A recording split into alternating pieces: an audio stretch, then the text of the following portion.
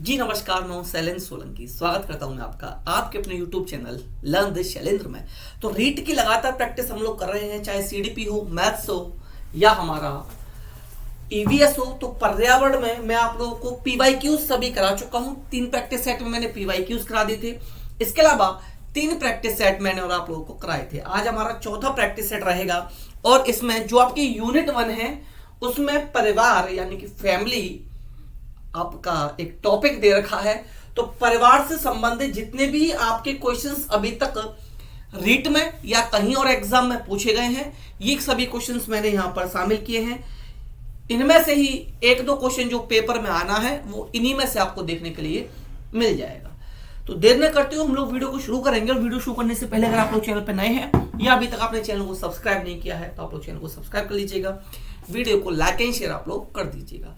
और इस वीडियो के डिस्क्रिप्शन बॉक्स में टेलीग्राम चैनल का लिंक है, आप वहां जाकर मेरे टेलीग्राम चैनल को भी ज्वाइन कर सकते हैं। और अगर आप लोग नोट्स लेना चाहते हैं रीट एग्जाम के लिए तो आप लोग 980834740 इस नंबर पर मैसेज करके आप रीट के नोट्स ले सकते हो। आपको यहाँ पर पेपर 1 या पेपर 2 दोनों के लिए नोट्स प्रोवाइड करा दिए जाएंगे। दोनों के नोट्स आपको यहाँ पर मिल जाएंगे। ₹99 में एक नोट्स मिलेंगे, 149 में आपको दोनों नोट्स प्रोवाइड करा दिए जाएंगे। प्रैक्टिस सेट भी आपको यहाँ पर प्रोवाइड कराए जाएंगे। बेस्ट नोट्स आप लोग के रहने वाले हैं। आप नोट्स लेते ही दिल खुश हो जाएगा, इतना मैं आपको भरोसा दिलाता हूँ। ₹99 कुछ ज्यादा नहीं होते, बहुत कम प्राइस रखा गया है। बट ऐसे नोट्स हैं भाई, जबरदस्त तरीके से नोट्स है। आप कहोगे सर हम पास ही नहीं करेंगे बल्कि बहुत अच्छा स्कोर हम करेंगे, और यही मेरा टारगेट होता है। पास करना भी कोई बड़ी बात है, रीट जैसा एग्जाम कोई क्वालिफाइंग मार्क्स हो, क्वालिफाइंग पेपर है, उसको पास करना कोई बड़ी बात थोड़ी है भाई। हमें तो अच्छा स्कोर करना है, 110 120 के लिए कोशिश करेंगे हम तो कि यहाँ तक ला पाए। बाकी के लोग लाएंगे भाई, देखिए कुछ लोग लाएंगे, मेरे स्टूडेंट मुझे भरोसा है 120-25 तक गाड़ी पहुंचेगी।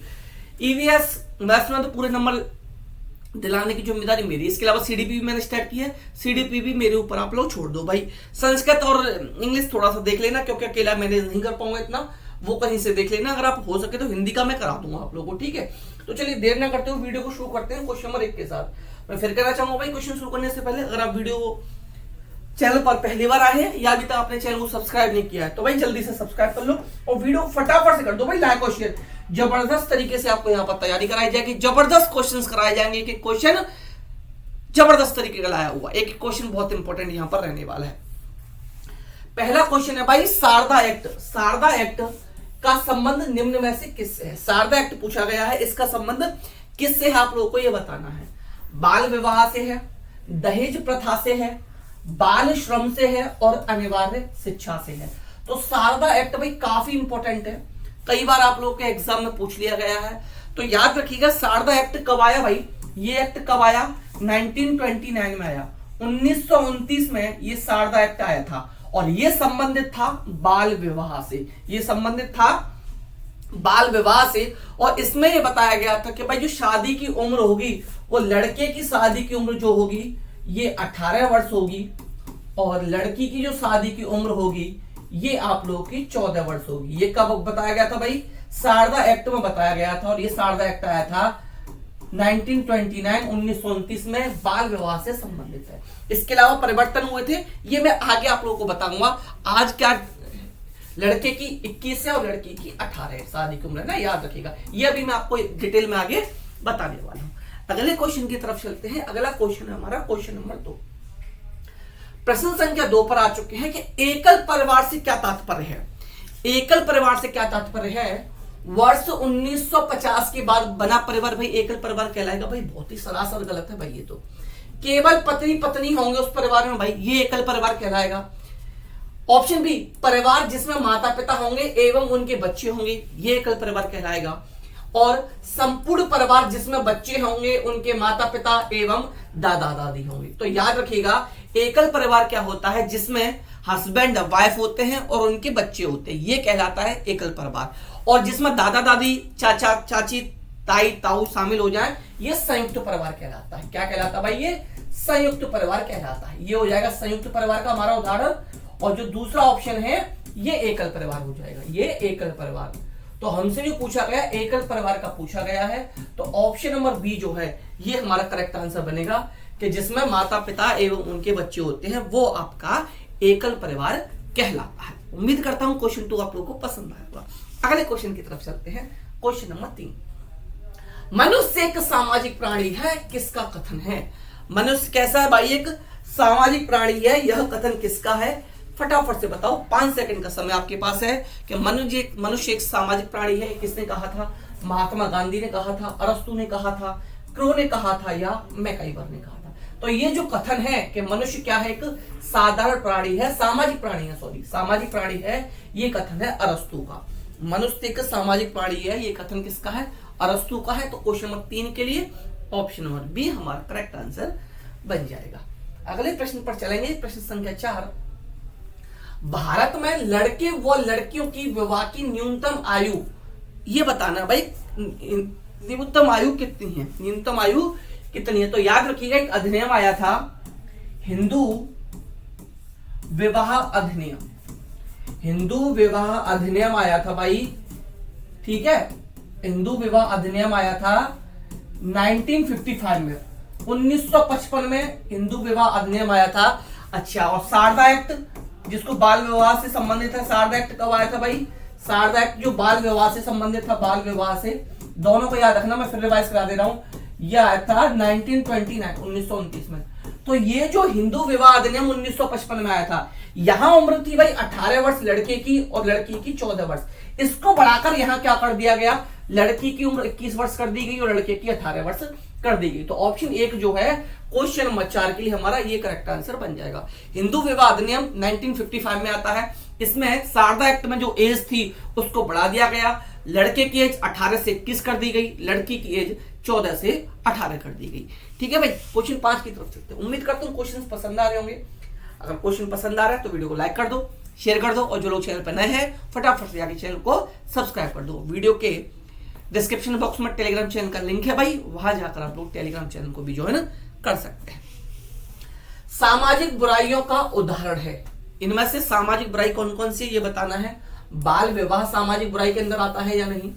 दहेज और बाल श्रम, यानी बालकों से मजदूरी कराना, बालों को श्रम कराना, या ये सभी। तो भाई अगर हम बात करें सामाजिक बुराई की, तो बाल विवाह सामाजिक बुराई के अंदर आता है, दहेज भी आता है, बाल श्रम भी आता है। तो जब तीनों ऑप्शन इसमें शामिल हो जाएंगे तो सामाजिक बुराई का जो उदाहरण बनेगा वो ये सभी बन जाएंगे, यानी कि ऑप्शन नंबर डी जो है ये हमारा करेक्ट आंसर बन जाएगा। क्वेश्चन 5 के लिए ऑप्शन डी हमारा जो करेक्ट आंसर बनेगा। भाई रीड के नोट्स मिल जाएंगे आपको, अगर आप रीड के नोट्स लेना चाहते हैं, पेपर 1 और पेपर 2 दोनों के लिए मिल जाएंगे। ठीक है, प्राइमरी जूनियर दोनों के लिए मिल जाएंगे। एक लेते हो 99 रुपीज में, ठीक है, दोनों लेते हो 149 में। कैसे लेना है? कुछ नहीं करना भाई, इस नंबर पर मैसेज करना है 9808347403, इस पर मैसेज करना है भाई, नोट्स ले लेने हैं। जबरदस्त नोट्स है भाई, जबरदस्त नोट्स है भाई, जबरदस्त। हैंड रिटन भी मिलेंगे, पीडीएफ भी मिलेंगे, हर तरीके के नोट्स आपको यहाँ पर प्रोवाइड कराए जाएंगे। 2-2 दूंगा, हर सब्जेक्ट के नोट्स 2-2 दूंगा। वहां से पढ़ने के बाद प्रैक्टिस करते रहना मेरे साथ। कुछ भी कहीं से 1 रुपए की कुछ भी खरीदने की जरूरत नहीं है, 99 रुपए खर्च करो, ठीक है। इसके अलावा सब मेरे साथ प्रैक्टिस करते रहो, जबरदस्त। और प्रैक्टिस के लिए क्वेश्चंस भी दूंगा, तो कहीं से फालतू की चीज है, इधर उधर भटकने की जरूरत आप लोगों को नहीं है। ठीक है भाई, क्वेश्चन 6 की तरफ चलते हैं। कि परिवार एक इकाई होता है जिसमें माँ, पिता और उनके 2 बच्चे होते हैं, यह कथन क्या है भाई? परिवार एक इकाई है जिसमें माँ होती है, पिता होते हैं और उनके 2 बच्चे होते हैं। ठीक है, सत्य है क्योंकि सभी भारतीय परिवार इसी प्रकार के होते हैं। भाई ये सत्य हो सकता है, लेकिन ये जो इसमें गिवन है कि सभी भारतीय परिवार एक इसी प्रकार के होते हैं, ये गलत हो गया भाई। क्योंकि जरूरी थोड़ी भाई सभी के 2 बच्चे हो, किसी के 4 भी हैं, किसी को अल्लाह की दिन 10 भी है, किसी को 1 भी है, तो ये गलत हो गया, सही नहीं है। क्योंकि इस कथन में यह स्पष्ट करना चाहिए कि बच्चे जैविक होते हैं। भाई ये इसका इस क्वेश्चन से कोई मतलब नहीं है, गलत हो गया। सही नहीं है क्योंकि परिवार कई प्रकार के होते हैं तथा परिवार का केवल एक ही प्रकार में वर्गीकरण नहीं किया जा सकता, इसको होल्ड करते हैं। चौथे ऑप्शन पर आते हैं। सत्य है क्योंकि किसी के आदर्श परिवार का आकार है। भाई यहां आदर्श परिवार के बारे में तो बात ही नहीं की है, तो ये भी रॉन्ग है। तो ये जो ऑप्शन गिवन है कि परिवार एक इकाई होता है जिसमें माता पिता होते हैं, उनके 2 बच्चे होते हैं, यह कथन सही नहीं है। ये सही इसलिए नहीं है क्योंकि परिवार कई प्रकार के होते हैं। एकल परिवार भी बताया था मैंने, संयुक्त परिवार भी आप लोगों को बताया था, ठीक है। मातृसत्तात्मक परिवार होते हैं, पितृसत्तात्मक परिवार होते हैं, तथा परिवार का एक ही प्रकार में वर्गीकरण नहीं किया जा सकता, ठीक है। तो यही ऑप्शन जो है करेक्ट हो जाएगा। ऑप्शन 3 जो है या ऑप्शन सी क्वेश्चन नंबर 6 के लिए हमारा करेक्ट आंसर बन जाएगा। प्रश्न संख्या 6 के लिए कि परिवार एक इकाई होता है जिसमें माता पिता और उनके 2 बच्चे होते हैं, यह कथन बिल्कुल गलत है भाई, सही नहीं है, क्योंकि परिवार को एक ही प्रकार की इकाई में वर्णित नहीं किया जा सकता। क्वेश्चन 7, निम्न में से कौन सा कथन सही है? निम्न में से कौन सा कथन सही है आपको बताना है कि ये कथन गिवन है, इनमें से करेक्ट कौन सा है? करेक्ट कौन सा है? एकल परिवार में दहेज प्रथा सामान्य बात है। भाई दहेज प्रथा एकल परिवार में क्या, संयुक्त परिवार में भी सामान्य बात हो सकती है, तो भाई ये ऑप्शन गलत हो गया है। एकल परिवार में बाल श्रम सामान्य बात है, ये कथन भी गलत है भाई। दहेज तथा बाल श्रम सामाजिक बुराइयां हैं, और ऑप्शन डी पर चलते हैं, दहेज तथा बाल श्रम शहरों में सामान्य बात है। भाई दहेज सिर्फ शहरों में थोड़ी, गांव में भी है, बाल श्रम शहरों में थोड़ी, गांव में भी है, तो ये भी गलत हो गया। तो अभी अभी हम जो पढ़कर आए थे, हम लोग क्या पढ़ के आए थे? सामाजिक बुराइयों में हमने दहेज भी पढ़ा था, बाल श्रम भी पढ़ा था। एक क्वेश्चन से रिलेटेड दूसरा क्वेश्चन हो गया, बस पूछने का तरीका बदल गया, यहां पर पूछने का तरीका यहां पर बदल गया। तो दहेज तथा बाल श्रम क्या है भाई? सामाजिक बुराइयां। क्या है? सामाजिक बुराइयां। तो क्वेश्चन 7 का ऑप्शन सी हमारा करेक्ट आंसर बन जाएगा। अगले पर आएंगे, अगला क्वेश्चन है क्वेश्चन नंबर 8। प्रश्न संख्या 8 पर आते हैं कि कौन सी विशेषता परिवार की नहीं है, ये बताना है इनमें से कौन सी विशेषता परिवार की नहीं है। कम से कम 2 भिन्न लिंग वाले वयस्क साथ रहते हो, ये परिवार की भिन्नता है या नहीं? तो भाई बिल्कुल है, ठीक है। प्रत्येक सदस्य की आय भिन्न जमा की जाती है, इसको होल्ड करते हैं, इसको क्या करते हैं भाई? होल्ड करते हैं। वे समान आवास, भोजन और समान सामाजिक क्रियाओं का उपयोग करते हैं, भाई ये तो फैमिली की विशेषता है। सुरक्षा एक बच्चों का साझा उत्तरदायित्व सभी का होता है, ये भी है। लेकिन क्या है? प्रत्येक सदस्य की आय भिन्न जमा की जाती है, भाई ये परिवार की विशेषता नहीं है, परिवार की विशेषता ये नहीं है। तो जो नहीं है भाई यही पूछा जा रहा है, यही पूछा जा रहा है कि कौन सा नहीं है, तो जो नहीं होगा वही करेक्ट आंसर बन जाएगा। यानी प्रश्न संख्या 8 के लिए ऑप्शन बी हमारा करेक्ट बन जाएगा। प्रश्न संख्या 8 के लिए ऑप्शन बी हमारा करेक्ट आंसर बन जाएगा। अगला है क्वेश्चन नंबर 9। बच्चे को समाजीकरण का पहला पाठ कहां से प्राप्त होता है? बच्चा समाजीकरण कहां से सीखता है? समाजीकरण का पाठ कहां से शुरू होता है? क्वेश्चन को पूछने का बस तरीका अलग है, क्वेश्चन वही है, पूछने का थोड़ा सा तरीका यहां पर बदल गया है। तो बच्चे का समाजीकरण कहां से शुरू होता है? परिवार से, विद्यालय से, सांस्कृतिक केंद्र से और धार्मिक केंद्र से। तो आप जानते हैं भाई समाजीकरण कहां से शुरू हो जाता है भाई? परिवार से शुरू होता है। किससे? परिवार से। कहा भी जाता प्रथम गुरु कौन होती है भाई? प्रथम गुरु की पूछा जाए तो प्रथम गुरु भाई माँ होती है, ठीक है, ये भी पूछ लिया जाता कभी कभी, तो प्रथम गुरु माँ को दिया गया दर्जा, ठीक है भाई। चलिए, तो क्वेश्चन 9 का ऑप्शन नंबर 1 करेक्ट आंसर हमारा बन गया। अगला क्वेश्चन है क्वेश्चन नंबर 10। क्वेश्चन नंबर 10 में आते हैं कि भारत में बाल विवाह निषेध अधिनियम किस वर्ष पारित किया गया था?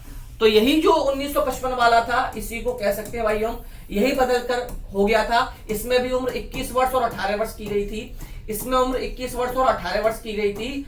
तो बाल विवाह निषेध अधिनियम किस वर्ष पारित किया गया था? 2006, 2008, 2011 और 1997। और 1997 चारों में से बताना भाई किस वर्ष पारित किया गया था। आपको 4 ऑप्शंस में से बता देना है किस वर्ष ये पारित किया गया था। Question number 10।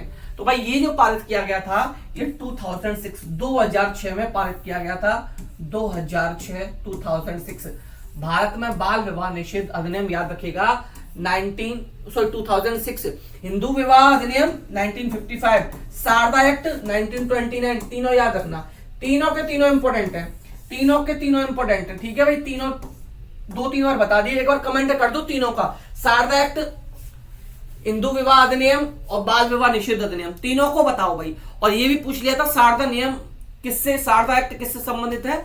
बाल विवाह से संबंधित है। तो तीनों को एक बार कमेंट करो फटाफट, जिससे आप लोगों को याद हो जाए। लिखने से चीजें याद होती है भाई, लिखने से हमें चीजें क्या होती हैं? लर्न होती हैं, इस बात को याद रखना। क्वेश्चन 11 पाएंगे, उससे पहले भाई आप चैनल पर नए हैं तो चैनल को सब्सक्राइब कर लो, वीडियो को लाइक कर दो, शेयर कर दो। उम्मीद करता हूँ क्वेश्चंस पसंद आ रहे होंगे, उम्मीद करता हूँ क्वेश्चंस पसंद आ रहे होंगे। परिवार जो यूनिट 1 में एक टॉपिक है परिवार, आपका आज ही खत्म हो जाएगा, आज ही आप लोगों का एक टॉपिक कंप्लीट हो जाएगा। कल हम दूसरा टॉपिक उठाएंगे, यूनिट 1 का दूसरा टॉपिक उठाएंगे, यूनिट वाइज चलेंगे। बच्चे कहते सर ऐसे मत कराइए, प्रैक्टिस सेट मत कराइए, पहले आप यूनिट वाइज करा दीजिए, उसके बाद प्रैक्टिस सेट आप करा देना। तो भाई यूनिट वाइज प्रैक्टिस सेट आपको लेकर आया हूं, ठीक है भाई। यूनिट वाइज थ्योरी मुझसे ले लो, थ्योरी पढ़ो, क्वेश्चंस मारो, थ्योरी पढ़ो, क्वेश्चंस मारो, पूरे 30 मिलेंगे। वीडियो को प्लीज लाइक शेयर कर देना, इस नंबर पर मैसेज करके रीड के नोट्स ले लेना भाई, और टेलीग्राम चैनल को ज्वाइन कर लेना। टेलीग्राम चैनल ज्वाइन करने के लिए इस वीडियो के डिस्क्रिप्शन बॉक्स में टेलीग्राम चैनल का लिंक है, वहां से आप लोग टेलीग्राम चैनल को ज्वाइन कर सकते हैं भाई, ठीक है। क्वेश्चन 11 पे आ जाओ, क्वेश्चन 11 पर आ जाओ। प्राथमिक समाजीकरण है, प्राथमिक समाजीकरण क्या है? क्वेश्चन 11 में ये पूछा गया आपसे। शुरुआती आयु में परिवार एवं मित्रों से सीखना, किशोरावस्था में समाज से सीखना, प्राथमिक स्तर पर समाज से सीखना, शिक्षकों का अनुसरण करना। यहां पर एक चीज दे दी, एक वर्ड दिया गया, एक शब्द दिया गया है, प्राथमिक समाजीकरण। तो प्राथमिक समाजीकरण कहां से शुरू होता है? अभी हम पढ़कर आ रहे थे, परिवार से। कहां से? परिवार से। तो परिवार कहां दे रखा है भाई? परिवार इसमें दे रखा है। तो परिवार एवं मित्र, यानी कि शुरुआती आयु में परिवार एवं मित्रों से सीखना प्राथमिक समाजीकरण कहलाता है। क्या कहलाता है? प्राथमिक समाजीकरण कहलाता है। क्वेश्चन 12 पर आते हैं। परिवार की विशेषता नहीं है, परिवार की विशेषता क्या नहीं है आप लोगों को बतानी है भाई। इनमें से परिवार की विशेषता कौन सी नहीं है? विवाह एवं यौन संबंध, ये तो है भाई। समाज विरोधी कार्य करना, इसको होल्ड करते हैं भाई। वंश परंपरा, ये भी है। सार्वभौमिक संगठन, ये भी है। लेकिन समाज विरोधी कार्य करना, ये भाई परिवार की विशेषता में नहीं आता, ये परिवार की विशेषता में नहीं आता समाज विरोधी कार्य करना। इसलिए क्वेश्चन नंबर 12 जो है ये रॉन्ग हो गया, और रॉन्ग ही पूछा गया है भाई। जहां नहीं आ जाए ना, जहां नहीं आ जाया करे भाई, ऐसे प्रश्नों को ध्यान से सॉल्व किया करो, क्योंकि नहीं वाले प्रश्नों में अक्सर हम लोग गलती कर जाते हैं। जल्दबाजी के चक्कर में हमारे प्रश्न जो गलत हो जाते हैं, जल्दबाजी के चक्कर में हमारे प्रश्न गलत हो जाते हैं। तो ध्यान से सॉल्व करना भाई। जिन्होंने प्रीवियस वीडियो नहीं देखे, चैनल पर जाओ। मैं चलो 1-2 दिन में मैं वो बना दूंगा, प्लेलिस्ट बना दूंगा, ईवीएस के अलग बना दूंगा, मैथ्स के अलग बना दूंगा, सीडीपी के अलग बना दूंगा, रीट के नाम से। बट आप लोग अभी चैनल पर जाके भाई ये सभी देख लो, आप लोग प्रीवियस वीडियोस देख लो, जिससे आप लोग कनेक्ट हो पाओ। मैंने पीवाईक्यूज कराई इसलिए थे जिससे आप लोग को आइडिया हो सके कि सिलेबस किस टाइप का है, किस टाइप के प्रश्न पूछे जाते हैं। डरने की जरूरत नहीं है, आपका डर पहले ही मैंने निकाल चुका हूं, पहले ही आप लोगों का मैं डर निकाल चुका हूं। तो भाई प्रीवियस क्लासेस भी देख लेना आप लोग, ठीक है। चलिए अगले क्वेश्चन पर आओ। क्वेश्चन 13 पर आ जाओ। हिंदू उत्तराधिकार अधिनियम कब बना? हिंदू उत्तराधिकार नियम कब बना, ये आपको बताना है। क्वेश्चन नंबर 13, ये कब बना था? जल्दी बताओ भाई, कब बना था? हिंदू उत्तराधिकार नियम कब बना? 1952 में बना, 1955 में बना, 1950 में बना, या 1956 में बना? तो भाई हिंदू उत्तराधिकार अधिनियम जो बना था, ये बना था आपका 1956 में। कब बना था? 1956 में बना था। Option number D, option number D प्रश्न संख्या 13 के लिए हमारा करेक्ट आंसर बन जाएगा। क्वेश्चन नंबर 14, क्वेश्चन 14 है वेस्टमार्क के अनुसार, वेस्टमार्क के अनुसार प्रारंभिक परिवार किस प्रकार के होते हैं? वेस्टमार्क के अनुसार प्रारंभिक परिवार किस प्रकार के होते हैं, आपको बताना भाई किस प्रकार के होते हैं। बहुविवाह, बहुपति विवाह, बहुपत्नी विवाह, यानी बहुविवाह कर ले कोई, या बहुत ज्यादा उसके बहुत ज्यादा पति के साथ शादी कर ले, बहुत ज्यादा पत्नी विवाह, या एक विवाह। तो भाई जो वेस्टमार्क ने बताया था कि भाई प्रारंभिक परिवार कैसे होते, भाई एक विवाह, एक विवाह, यानी कि ऑप्शन डी करेक्ट आंसर। प्रश्न संख्या 15, प्रश्न संख्या 15 पर आते हैं कि बालक को सर्वप्रथम समाज में आपस में मिलजुल कर रहने की शिक्षा दी जाती है। कहां दी जाती है भाई? जल्दी बताओ कहां दी जाती है। इसका आंसर तो भाई सभी लोग बता दोगे, मुझे उम्मीद है कि इसका आप सभी सही आंसर दोगे।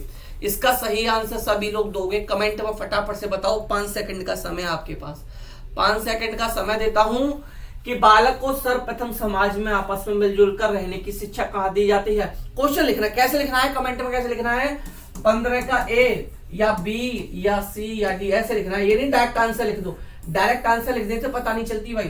कमेंट में क्या करना है? क्वेश्चन नंबर भी डालना है, क्वेश्चन नंबर भी आप लोगों को डालना है। तो बालक को सर्वप्रथम समाज में आपस में मिलजुल कर रहने की शिक्षा दी जाती है, राष्ट्र में, पड़ोस में, समाज में, या परिवार में। तो ये जो दी जाती है, ये दी जाती है परिवार, यानी कि ऑप्शन डी करेक्ट आंसर, यानी कि ऑप्शन डी जो है ये आप लोग का करेक्ट आंसर बन जाएगा।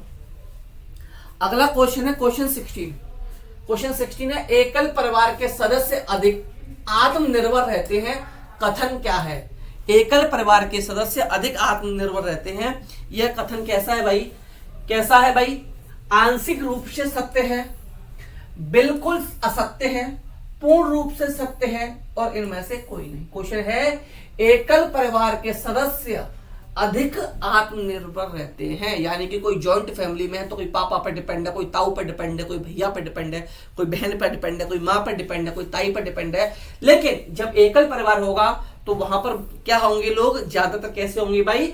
आत्मनिर्भर होंगे। आत्मनिर्भर होंगे। मान लीजिए कोई हस्बैंड वाइफ रह रहे हैं, साथ में उनका एक दो बच्चा साथ रह रहा है, तो भाई हस्बैंड सेल्फ डिपेंड बनेगा, ठीक है, आत्मनिर्भर बनेगा, ठीक है।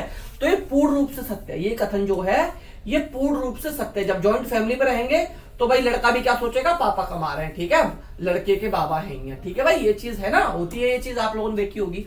तो क्वेश्चन 16 का ऑप्शन सी, क्वेश्चन 16 के लिए ऑप्शन सी करेक्ट आंसर बन जाएगा। क्वेश्चन 17, सती प्रथा के विरुद्ध सर्वप्रथम प्रयास किसने किया था? सती प्रथा के विरुद्ध सर्वप्रथम प्रयास किसके द्वारा किया गया था? किसके द्वारा किया गया था? जल्दी बताओ भाई, जल्दी बताओ, जल्दी बताओ भाई। तो भाई ये जो किया गया था राजा राममोहन राय ने, और इस पर रोक कब लगाई गई थी? 1829 में। गवर्नर जनरल उस समय पर कौन था भाई? किसने किया था भाई? ये governor general lord William Bentinck. Governor general lord William Bentinck के टाइम की बात है भाई, याद रखना 1829, ठीक है भाई। बेंटिंग याद रखना, governor general lord William Bentinck लिखा मैंने अभी, बेंटिंग, ठीक है। कब की बात है भाई? 1829 की। कब की? 1829। सबसे ज्यादा किसने प्रयास किया था भाई? राजा राममोहन राय ने। राजा राममोहन, सती प्रथा के विरुद्ध सर्वप्रथम प्रयास किसने किया? राजा राममोहन राय ने किया। और उस पर रोक कब लगाई गई? 1829 में लगाई गई, governor general lord William Bentinck के टाइम पे, ठीक है, अंग्रेजों का शासन था उस समय पर। क्वेश्चन 18, जिस परिवार में सामाजिक, आर्थिक एवं धार्मिक दायित्वों के क्षेत्रों में पुरुषों की अपेक्षा स्त्रियों की प्रधानता होती है। क्या? क्वेश्चन को ध्यान से पढ़िए, जल्दबाजी में गलत मत कर देना। जिस परिवार में सामाजिक, आर्थिक एवं धार्मिक दायित्वों के क्षेत्रों में पुरुषों की अपेक्षा स्त्रियों की प्रधानता होती है, इसको क्या कहते हैं भाई? एकल परिवार कहते हैं, संयुक्त परिवार कहते हैं, मात्र संतात्मक परिवार कहते हैं, मात्र वंशीय परिवार कहते हैं। और भाई क्वेश्चंस पसंद आ रहे हैं तो प्लीज आप लोग वीडियो को लाइक कर दो, शेयर कर दो। जो लोग चैनल पे नए हैं या अभी तक जिन्होंने चैनल को सब्सक्राइब नहीं किया भाई, फटाफट से जाके आप लोग चैनल को भी सब्सक्राइब कर लो। आप लोग क्या कर लो भाई? चैनल को भी फटाफट से जाके आप लोग सब्सक्राइब कर दो। तो भाई ऐसे परिवार क्या कहलाते हैं? मात्र संतात्मक परिवार कहलाते हैं। कैसे कहलाते हैं? मात्र संतात्मक परिवार, ऐसे परिवार कहलाते हैं। क्वेश्चन 19 की तरफ चलते हैं कि भारतीय संविधान में प्रत्यक्ष रूप से किसके ऊपर चर्चा किया गया? ये मोस्ट इंपोर्टेंट क्वेश्चन है भाई, काफी अच्छा क्वेश्चन है और कई बार अलग अलग एग्जाम में पूछा गया है। कई बार अलग अलग एग्जाम में आप लोगों से पूछा गया है कि भारतीय संविधान में प्रत्यक्ष रूप से किसके ऊपर चर्चा किया गया था? मादक पदार्थों के ऊपर किया गया था, दहेज प्रथा के ऊपर किया गया था,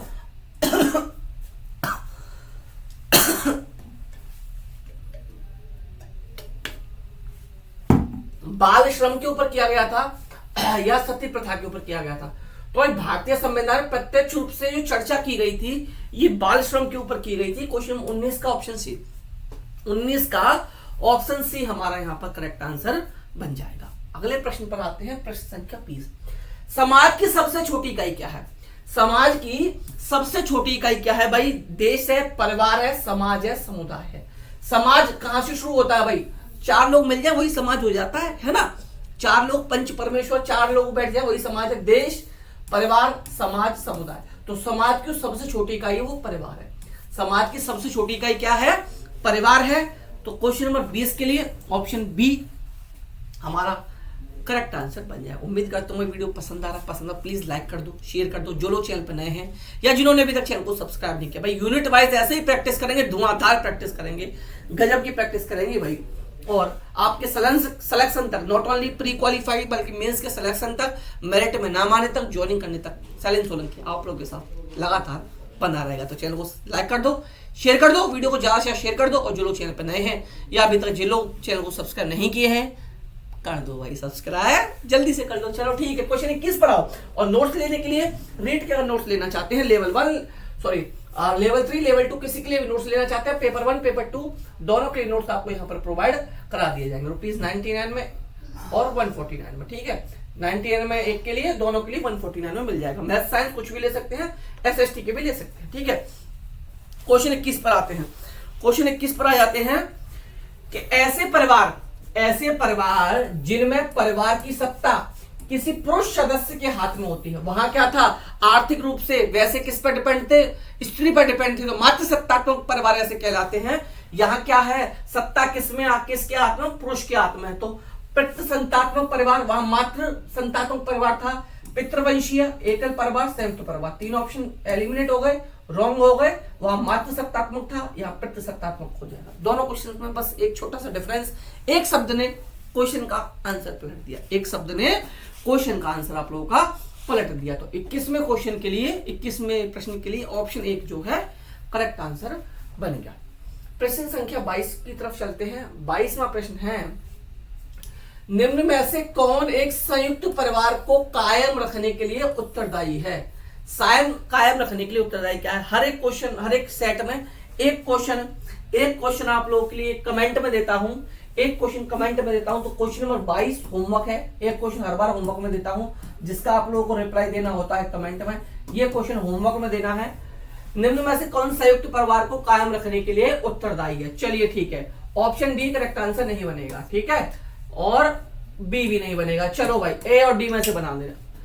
निम्न में से कौन एक संयुक्त परिवार को कायम रखने के लिए उत्तरदायी है, समाजवाद, व्यक्तिवाद, ग्रामीणवाद या नगरीवाद। चलो बताना भाई कौन सा इसका करेक्ट आंसर बनेगा, कौन सा 22वें क्वेश्चन का करेक्ट आंसर बनेगा, ये आपको बताना है कमेंट में। ठीक है, 22वां क्वेश्चन कैसा बताना है, कमेंट में बताना है। होमवर्क है आप लोगों के लिए, डेली जैसे एक देता हूं, आज ये क्वेश्चन आप लोगों को होमवर्क में मैंने दिया है। क्वेश्चन संख्या 23 पर आते हैं। प्रश्न संख्या 23, किस अधिनियम के आधार पर हिंदू विवाह को एक सामाजिक समझौता माना जाता है। किस अधिनियम के आधार पर हिंदू विवाह को एक सामाजिक समझौता माना जाता है। मैंने बताया था भाई अभी, विशेष विवाह अधिनियम 1950, हिंदू विवाह एवं विवाह विच्छेद अधिनियम 1955, हिंदू उत्तराधिकार अधिनियम 1956, आर्य विवाह अधिनियम 1936। तो एक चीज समझिए आप लोग, ये तो ऑप्शन हो ही नहीं सकता, इसलिए आप बता सकते हो उत्तराधिकार से रिलेटेड है। तो यहां पर हिंदू विवाह को एक सामाजिक समझौता जो माना जाता है, जो 1950 में आया था, 1955 में जो आया था हिंदू विवाह एवं विवाह विच्छेद अधिनियम 1955, ये इसका करेक्ट आंसर बनेगा। प्रश्न संख्या 23 के लिए ऑप्शन बी जो है हमारा करेक्ट आंसर बन जाएगा। अगले क्वेश्चन पर आएंगे, क्वेश्चन संख्या है 24। क्वेश्चन संख्या 24 पर आएंगे कि परिवार की संपत्ति में परिवार के सभी सदस्य अधिकार का जन्मजात होता है। ये मिताक्षरा का नियम है, दाय भाग का नियम है, प्रवर का नियम है या संपीड़ का नियम है। यानी कि परिवार की एक तरीके से समझिए, आपके परदादा ने छोड़ी आपके दादाजी के लिए प्रॉपर्टी, दादा ने छोड़ी पिताजी के लिए, पिताजी ने आपके लिए, आप छोड़ेंगे अपनी आगे आने वाली पीढ़ी की। तो वंशानुक्रम एक तरीके से पीढ़ी दर पीढ़ी ये प्रॉपर्टी ऑटोमेटिक ट्रांसफर टाइप होती रहती है। तो ये जो नियम है भाई, ये मिताक्षरा का नियम है। किसका नियम है, मिताक्षरा का नियम है। अब मान लीजिए आपके पिताजी की दो प्रॉपर्टी हुई, उसमें भाई जमीन जायदाद दो भी है, आपके दो भाई हुए, दोनों भाइयों में डिवाइड हो गई। ठीक है, पिताजी यहाँ पिताजी थे भाई, पिताजी ने दो में बांट दी भाई प्रॉपर्टी, ठीक है, दो में चली गई। अब आप दो भाई है, पहला है दूसरा है, अब इसके दो बच्चे यहाँ डिवाइड हो गए। ये जो ये है मिताक्षरा का नियम है। क्या है भाई, ये मिताक्षरा का नियम है। तो क्वेश्चन 24 जो है इसके लिए ऑप्शन 1 करेक्ट आंसर हमारा बन जाएगा। इसके लिए ऑप्शन 1 करेक्ट आंसर बनेगा। करेक्ट आंसर क्या बनेगा, 1 बन जाएगा। 1 बन जाए। वीडियो पसंद आ रहा है लाइक और शेयर करते चलो भाई, फटाफट से कर दो ना, 10-20 लाइक शेयर कर दो फटाफट, सभी दोस्तों को शेयर कर दो भाई, सभी लोग, ठीक है। और जो नए हैं भाई चैनल को सब्सक्राइब जरूर कर लेना। मनु के मतानुसार कौन सा विवाह सर्वोत्तम है। मनु के मतानुसार कौन सा विवाह सर्वोत्तम है, ये आप लोगों को बताना भाई, कौन सा विवाह सर्वोत्तम है। पिशाच विवाह, ब्रह्म विवाह, गंधर्व विवाह, राक्षस विवाह। तो इनके अनुसार भाई ब्रह्म विवाह सबसे सही माना जाता है हमारे हिंदू धर्म में, ठीक है ना, ब्रह्म विवाह जो है इसको सबसे अच्छा माना जाता है, ठीक है, सर्वोत्तम यही माना जाता है। क्वेश्चन 26, क्वेश्चन 26 है, 26 क्वेश्चन है कि परिवार के सदस्यों में मतैक्य और निष्ठा का समाप्त हो जाना, संबंधों का टूट जाना, पृथकता में विकास हो जाना क्या कहलाता है? क्या कहलाता है ये आपको बताना है। क्वेश्चन नंबर 26, क्वेश्चन ध्यान से समझिए, फिर ध्यान से समझिए। परिवार में सदस्यों में मतैक्य और निष्ठा का समाप्त हो जाना, ठीक है, संबंधों का टूट जाना, पृथकता में विकास हो जाना क्या कहलाता है? सामूहिक विघटन कहलाता है, पारिवारिक विघटन कहलाता है, व्यक्तिगत विघटन कहलाता है, या तलाक कहलाता है, या तलाक कहलाता है। भाई देखिए, सामूहिक विघटन इसलिए नहीं हो सकता क्योंकि ये कहां हो रहा है? परिवार के अंदर हो रहा है, क्योंकि इसने क्या बोला, यहाँ परिवार बोल दिया, परिवार के सदस्यों के अंदर, तो इसलिए हम इसको सामूहिक विघटन नहीं कह सकते। तलाक भाई हस्बैंड वाइफ के बीच में होता है, तो ये जो है व्यक्तिगत विघटन के अंदर भी नहीं आएगा, क्योंकि परिवार की यहाँ पर बात की गई है। तो थोड़ा सा भी अगर आप पढ़े हो ना चीजों को, तो थोड़ा सा दिमाग लगाकर आप ऑप्शन तक पहुंच सकते हो, ऑप्शंस को एलिमिनेट करके, ऑप्शंस को एलिमिनेट करके करेक्ट आंसर तक पहुंचा जा सकता है। तो क्वेश्चन 26 जो है इसके लिए ऑप्शन बी करेक्ट आंसर बन जाएगा। क्वेश्चन 26 जो है इसके लिए करेक्ट आंसर क्या बनेगा? पारिवारिक विघटन ही कहलाएगा। प्रश्न संख्या 26 के लिए ऑप्शन बी हमारा करेक्ट आंसर बन गया। क्वेश्चन 27 पर आते हैं कि 1930 में लागू किए गए बाल विवाह निरोधक अधिनियम शारदा एक्ट का मसौदा करने का महत्वपूर्ण योगदान था। का मसौदा तैयार करने का महत्वपूर्ण योगदान क्या था? हरविलास शारदा, महात्मा गांधी, बीजी तिलक, राजाराम मोहन राय। इस क्वेश्चन में क्या था? देखिए शारदा एक्ट किससे रिलेटेड है भाई? शारदा एक्ट आ गया, तो इसमें यहाँ पर नाम ही एक दे रखा है, नाम ही एक है जिसमें शारदा लगा हुआ है, तो आंख बंद करके मार सकते थे। देखिए 1929 था, मैंने बताया था, ठीक है, याद रखना ये, ठीक है, लेकिन लागू कब से हुआ? 1930 से हुआ। कंफ्यूज मत हो जाना, परेशान होने की जरूरत नहीं है, लागू 1930 से हुआ। तो शारदा का मसौदा तैयार करने में किसका महत्वपूर्ण योगदान था? एक नाम में शारदा था, लगा सकते थे आप हरविलास शारदा। ज्यादा कुछ सोचने की जरूरत ही नहीं थी, ज्यादा कुछ सोचने की आपको जरूरत ही नहीं थी। क्वेश्चन जैसे, अच्छा इसमें आप अगर कंफ्यूज हो रहे हो, इसमें जैसे 1929 मैंने बताया था, लागू हुआ 1930 से, ऐसे ही एक क्वेश्चन और है, मैं आपको वहां बता देता हूं, फिर आप कहोगे सर ने बताया नहीं। एक क्वेश्चन था उसको और बता देता हूं मैं आप लोगों को। ये रहा क्वेश्चन नंबर 10। ये जो बाल विवाह निषेध अधिनियम 2006 में आया, ये कब आया? 2006 में आया। लेकिन अगर इसको बात करें लागू कब से हुआ, तो भाई लागू हुआ था ये 1 नवंबर 1907 से। ये लागू हुआ 1 नवंबर 2007 से, 1 नवंबर 2007 से लागू हुआ। अब आप कहोगे सर 2006 में आया, आपने 2006 बताया था, तो लागू 7 से हुआ था। सेम ऐसे ही इस प्रश्न में है, सेम इस प्रश्न में है। ये अच्छा हुआ चलो याद आया तो मैंने बता दिया, वरना फिर आप कहते हैं कि हमें बताया नहीं गया, हमें बताया नहीं गया, ठीक है। तो यहाँ पर 1930 था, ये कंफ्यूजन मैंने दूर कर दिया, ठीक है। अब आपका कंफ्यूजन दूर हो गया होगा, अब आप परेशान ना होंगे इस क्वेश्चन को लेके। तो हरविलास शारदा इसका करेक्ट आंसर बन जाएगा। 28 में क्वेश्चन रहा, ये भी इसी से रिलेटेड है। 1930 में लागू किए गए शारदा एक्ट को 2006 में समाप्त कर उसके स्थान पर कौन सा अधिनियम बनाया गया? बाल विवाह निरोध अधिनियम, बाल विवाह एवं दहेज प्रतिषेध अधिनियम, बाल विवाह न्यूनतम आयु अधिनियम, और कोई नहीं।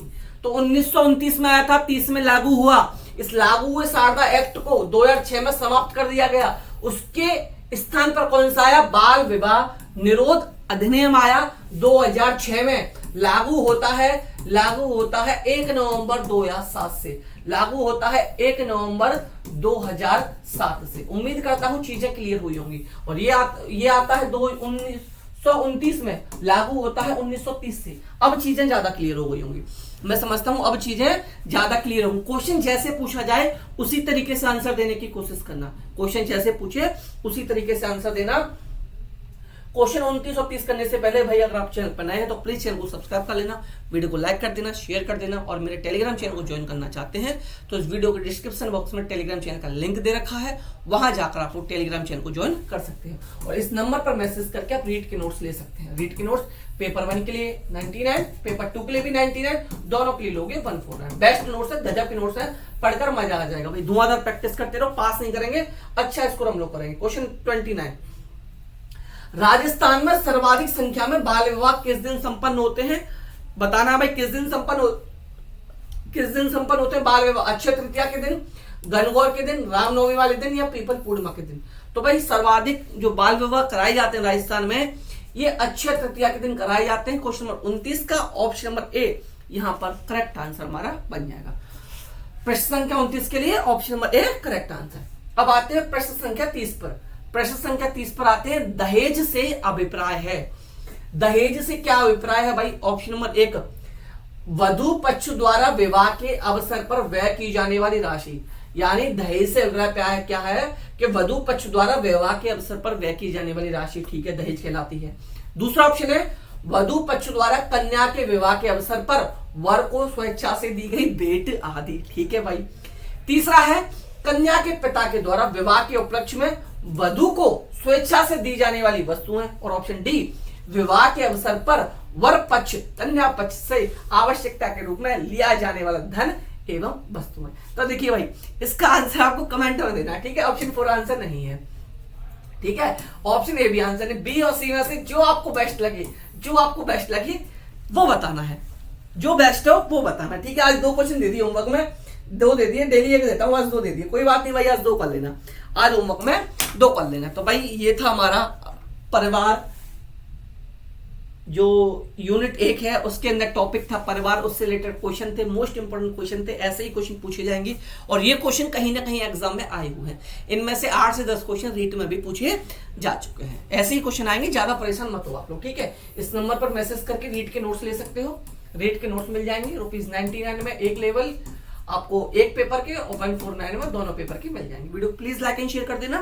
टेलीग्राम चैनल को ज्वाइन करने के लिए वीडियो के डिस्क्रिप्शन बॉक्स में टेलीग्राम चैनल का लिंक है, वहां से आप लोग टेलीग्राम चैनल को ज्वाइन कर सकता हूँ।